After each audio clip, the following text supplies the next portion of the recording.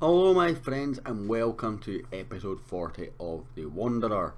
Today we're taking on Hamilton. I brought you back about 2 games early, and the reason for that is quite simple. You'll see in a minute why I've done that. Since the last episode we lost the 4 for our former club, of course. Jordan Young and David Hopkirk scoring for them, Andy Irvine scoring for us, and 9.0 from Andy Irvine trying to break into the team. Do you know what? Smashing performance from the young lad. Rest of the team just didn't turn up. There was a lot of warnings and fines after this, trust me. And I was very, very frustrated. You know, I did rotate the team quite a bit because we had important games coming up. As you see, we had Dundee on the Wednesday and then Motherwell on the Saturday, and the Rangers game the Wednesday before it, so it was right in a sandwich of sort of bigger games that we needed to play. Rangers and Dundee United being big games for us, Dundee being big points for us. However, we did go to Dundee and beat them 1-0. Lewis Moult with the goal in the 66th minute.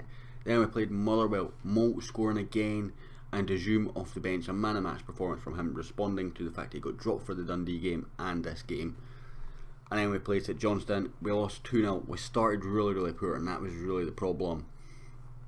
They had 3 players. They were playing a 4-2-3-1 as well, and they managed to exploit the space that was behind Baronis and Young, and that caused us problems in the first sort of 15 minutes. I did change. Unfortunately, we were already 2-0 up. We were on top of the game after that. We just never really recovered. Then had a friendly against Zenit, Petersburg. Let's just ignore that. In fact, we were actually really unlucky not to win that game. 2 late goals, including a Leo Connor own goal in that game for them. But that was just sort of money making, because as you can see, our balances plummeted since I've taken over. Most of the weeks I spent all the transfer budget. Have triggered a couple of transfer clauses.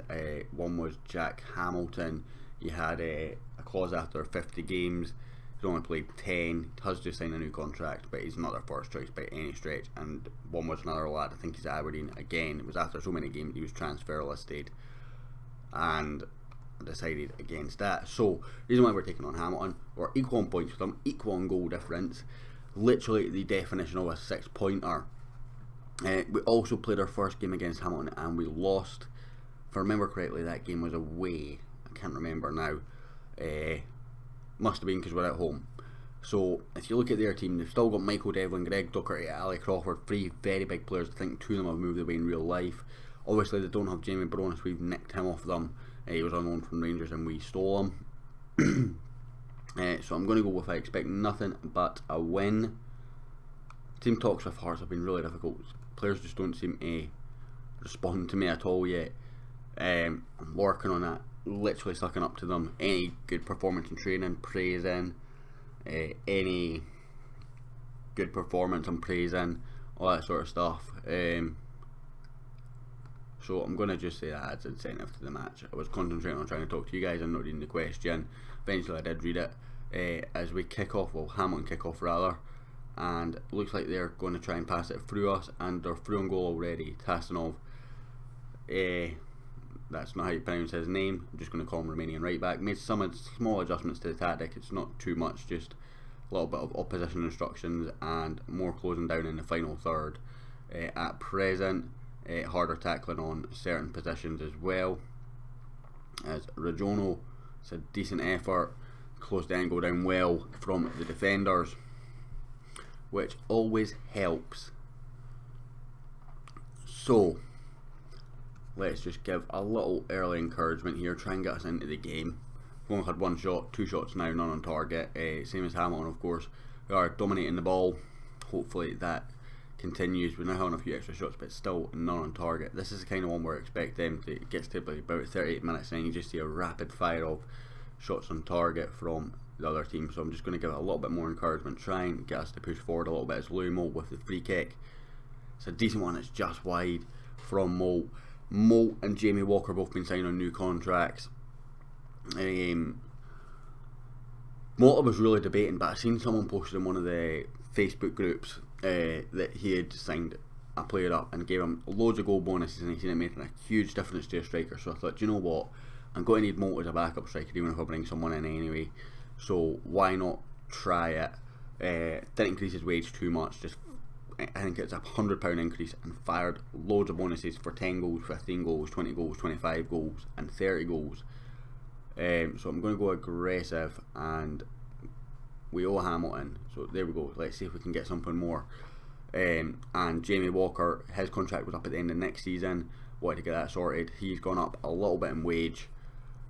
Again, he's got a lot of bonuses for goals scored. He's an attacking player. I won't kind of want to do that. Just test it out, see if it works. Encourage you some goals maybe.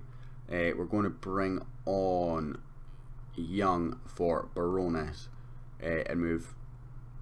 Undo that. Young into the ball winning midfielder role and De Jure into the deep line playmaker support role. Also, Irving was playing really well. It was giving him game time, rotating him with Cochrane, and then he got injured. So Polworth's now the guy that's rotating for this role, and we're going to bring on Williams as well on the right hand side here. See what difference that makes. And I'm just going to give a push forward, see if we can get something out of this. Aberdeen and Dundee United starting to really breathe down our necks.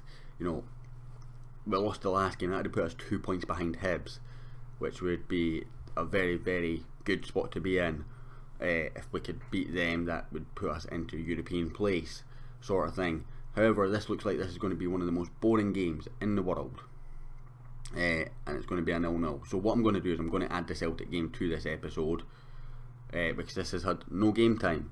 So the Celtic game will be added to this episode.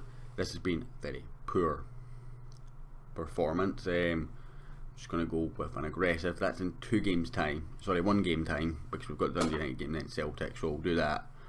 And I'll be back with you for that in just a second, guys. Welcome back, my friends. Today we take on Hearts. Since the last game of this episode, we have drawn 2-2 against Dundee United.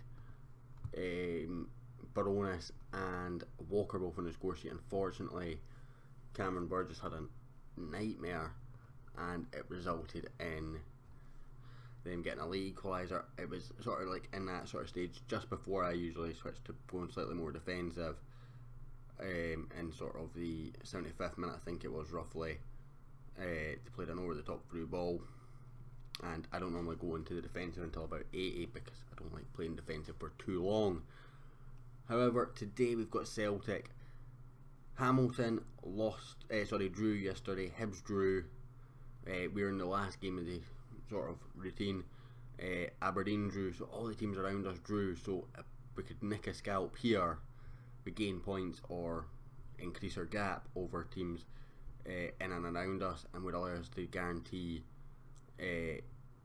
top 6 football with a week to go next week. But we're behind to a Sam Byram finish. What a strike that was by Byram. Woodman, absolutely no chance.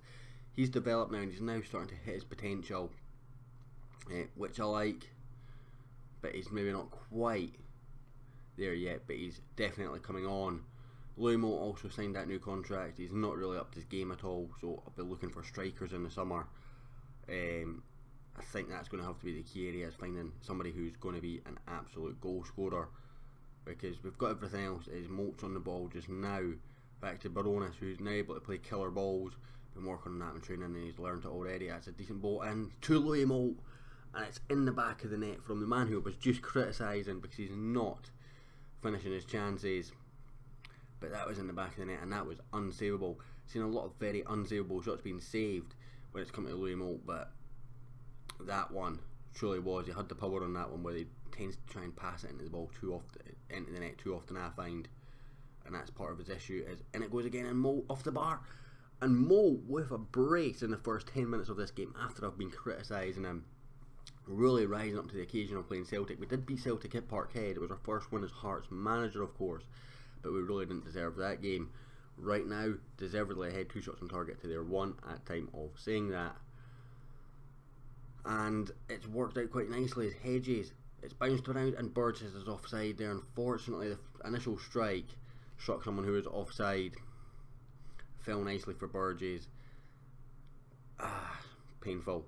And obviously, if we win today, we're only 2 points behind Hibs as well, which gives us great momentum going into the final 6. Or the top 6 rather. Jamie Barones puts us 3-1 up. Absolute thunderbolt from Barones. 25 minutes in, we were 1-0 down, and I was like, oh, thinking to myself, this could be a bad one, but we've responded really, really well here, and I'm extremely happy to say that, as Celtic are 3-1 down against us.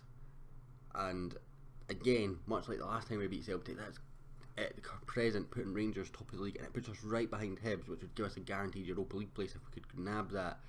Whereas if we finish 4th, it's down to basically the Scottish Cup, and anything below that we're not getting any European football. So a Louis Moult brace and an absolute thunderbolt for the second game in a row from Jamie Baronis. Smashing stuff. I don't even really know what to say to the boys. I feel like complacency, warning them against it, would be daft. They can't get complacent against Celtic, surely. I say that they're going to get complacent against Celtic. I would bet you is our Bulgarian brute at right back. Tastanov plays it inside. It's over to Jamie Walker from Cochrane, back to Baronis, the goal scorer of the third goal. Grant Young, the man who I'm given a chance with their youth team, and he's really proven himself. That's a great strike. Pass from Cochrane, and Moult with the hat trick. It's 4-1. Absolutely destroying them right now. Beautiful pass from Cochrane, straight into the path of Louis Moult, into the back of the net, thrown into Ryan Christie. Fraser, not even going to try and pronounce that lad's name. Back to Fraser, Christie again, Jack Aitchison, one of the league's best strikers, Sam Byram, that scored that cracking opening goal. Armstrong, oh, it's a poor pass from Armstrong, and Walker has it now. Woodman going to clear that one away. Can he find the Hearts player? Yes, he can. He finds Hedges. Just got his first Wales cap as well, Hedges. And he's on the ball again as it goes to Cochrane. Tastanov, Baronis, Cochrane. Beautiful pass from Cochrane again. Absolutely love him as a player in this game. Really working as well for us as Moult into Hedges. Can he celebrate his first Wales cap with a goal against Celtic? Yes, he can. What a goal that was. Complete team goal. Patient, passing it around, keeping Celtic away from the ball in all areas, and it's ended up in the back of the net. I kind of want to bring Cochrane off to rest him, but at the same time I'm like, he's playing an 8.6 right now. Absolutely outstanding football from him. I don't want to bring him off, but we're going to have to now because I need him for future games. So we're going to bring Polworth on.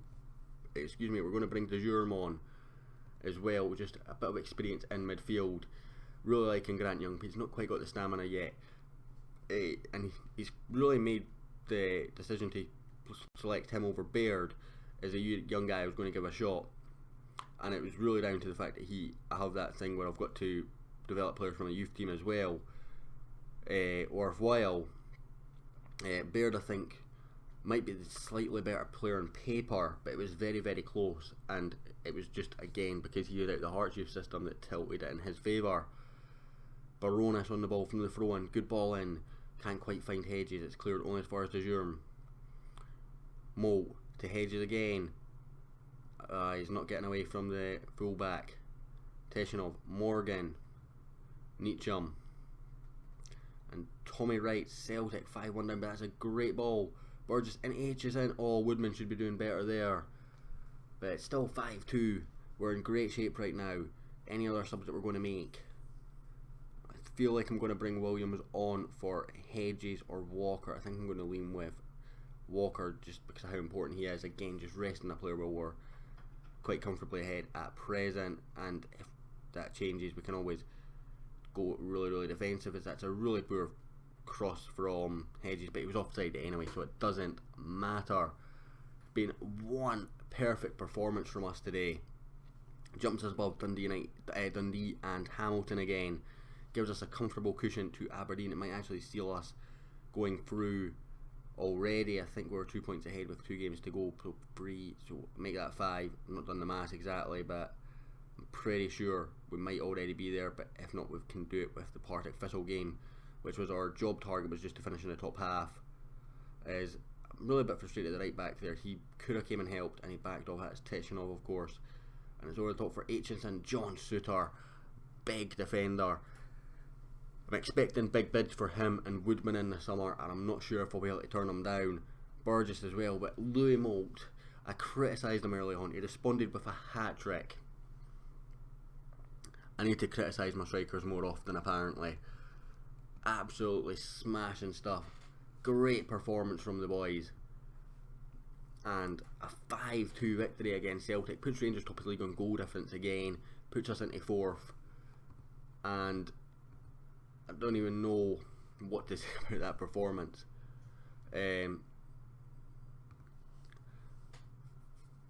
Absolutely smashing stuff. If you like that, hit the like button, guys, hit subscribe, and I'll hopefully catch you all next time.